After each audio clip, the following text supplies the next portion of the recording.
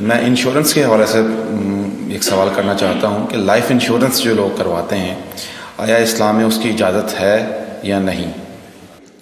اصل میں یہاں اس کو کہوں گا آپ سے کہ ایک تو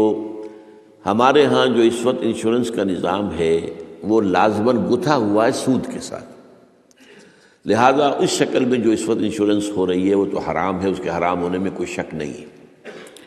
البتہ یہاں پر پیور انشورنس کی بات اگر کی جائے جس کے اندر کہ کوئی سودی معاملہ نہ ہو، کیونکہ وہ پھر انویسٹ کرتے ہیں اور اس کا بھی پھر وہ جو ہے وہ نفع دیتے ہیں، وہ سب کچھ ہے، وہ سارا معاملہ ہے۔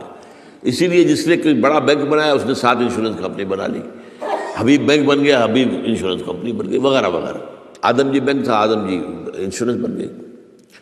البتہ یہ ہے کہ جہاں تک ایک مثلاً یہ کہ ایک انشورنس اس طرح کی ہے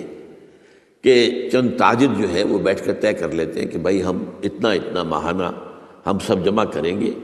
تاکہ ہم میں سے اگر کسی کو بڑا لاس ایک دم ہو جائے تو ہم اس کو کمپنسیٹ کر کے اپنے پاؤں پہ کھڑا کر دیں، تو اس کو کوئی حرام نہیں کہہ سکتا، جائز ہے۔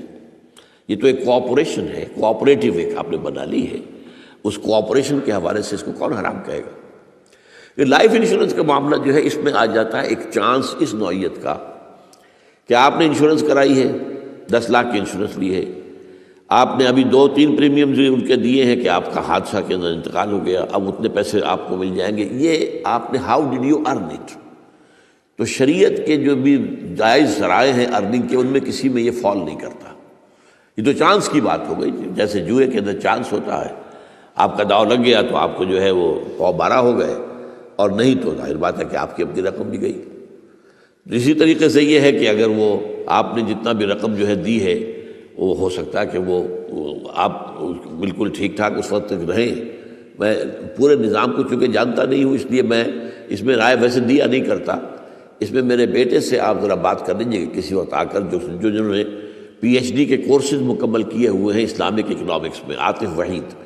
تو وہ ہمارے وہاں قرآن اکیڈمی میں بیٹھتے ہیں، تو کبھی دن میں آ کے بات کر لیجئے۔ لیکن یہ چند باتیں وہ تھیں جو میں نے آپ کے ساتھ جو میرے سامنے واضح تھیں وہ میں نے واضح کر دی۔